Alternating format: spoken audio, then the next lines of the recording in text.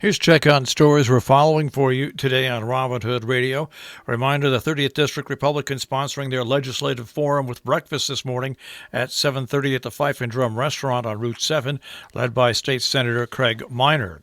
The Village of Millerton has a special workshop meeting. That'll be held tonight at 6 p.m. The Northeast Town Board has a meeting at the Library Annex tonight at 7 o'clock. A reminder, tomorrow, September 11th, is officially Patriot Day, a national day of remembrance. St. Joseph's Church in North Canaan is still scheduled to go on with their event, beginning at 12:01 in the morning, a rosary for the protection of the United States. 6 a.m., a rosary for the soul of each person killed in the terror attacks on September 11th. At 12 noon, a rosary for the soul of each man and woman of the armed forces of the United States who fought and died in Operations Iraqi Freedom, Enduring Freedom, and the War on Terror. At 3 o'clock, the Divine Mercy Chaplet. At 6 o'clock, a rosary for the soul of each police officer, firefighter, and emergency medical personnel killed responding to the acts of September 11, 2001. At midnight, a rosary for peace for the men and women of the military who continue to work, even to the point of sacrificing their own lives, to bring about our safety. More information, Patriot Day 9-11-01 Memorial.com. 9/11 will be remembered in Columbia and Greene County on Friday. Friday morning at 8:46:40 will mark 19 years since Flight 11 crashed into the north face of the North Tower of the World Trade Center. That was the beginning of a day that would change the lives of Americans forever. Columbia and Greene counties will remember that day and the lives lost with ceremonies in Cairo and Kinderhook on Friday. In Wassaic, the World Peace Sanctuary will hold a USA prayer ceremony on Friday at 5:30 at 26 Benton Road. It'll be held outdoors and open to the public. Accommodations will include seating and social distancing. Please wear a face mask upon arrival.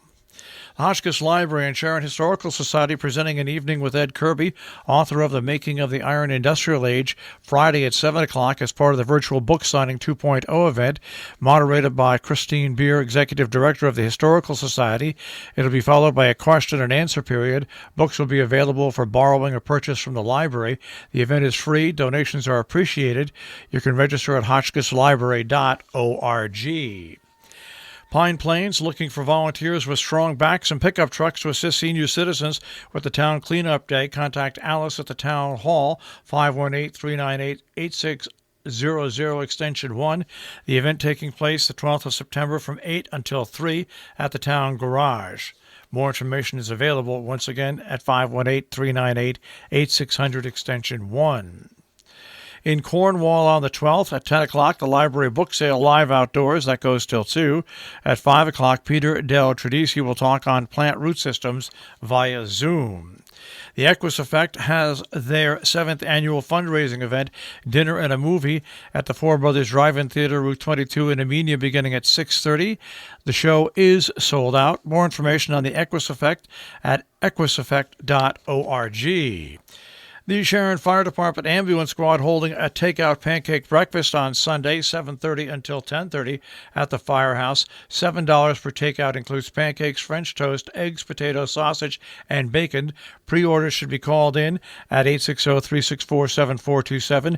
Note pickup time on the half hour if possible. Social distancing and masks requested. No eating on site. Couple of great nights coming up at the Sharon Playhouse. On Saturday, there will be a drive-in comedy performance with 3 different comedians. And then on Sunday, 2 silent classics with live accompaniment from Donald Sosin and Joanna Seaton, Grandma's Boy and the Blacksmith. That'll benefit the Movie House in Millerton. To see if there's still tickets available, themoviehouse.net or sharonplayhouse.org. The 35th running of the Sharon Classic Road Race will be virtual this year. The date of the race has been moved from May 2nd to September 26th through October 4th. 80 runners had pre-registered for the original dates, and they felt it was the safest way to allow them to participate, according to Karen Dignaco, the race director. All runners must complete the course of choice during their race window and keep track of their times. Fast Track Timing will collect the times and post results. Participants can register online for $20. The New York State Public High School Athletic Association announced yesterday football, volleyball, and cheerleading will be postponed until March due to complications stemming from the Sports being higher risk, the decision was focused on attempting to provide football and volleyball athletes competitive cheerleaders with the opportunity to have a quality participation experience.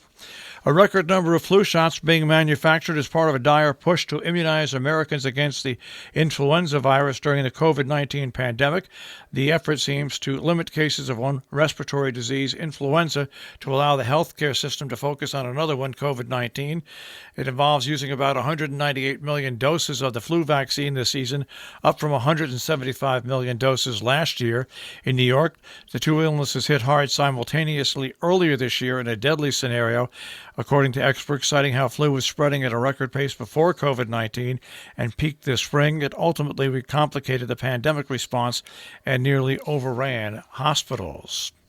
At least 150 Dutchess County employees were approved to leave their government positions as part of the county's incentive program, according to Mark Molinaro. The county executive said that will equate to anticipated savings in the range of $10 to $20 million. Other Hudson Valley governments offered similar programs. In Orange County, 64 voluntarily retired, equaling about $2 million in savings, according to the county executive. In Ulster, all 125 who applied for early retirement programs were approved, though officials said savings estimates were not yet available. Our business brief is underwritten by Morgans at the Interlaken, interlakenin.com, and by Salisbury Bank, salisburybank.com. The Dow Jones Industrial Average will start off the day today at 27,889.00, the NASDAQ at 11,357.75, and the S&P 500 at 3389.50. We'll take a look at the tri-state forecast. That'll come your way in just a few moments.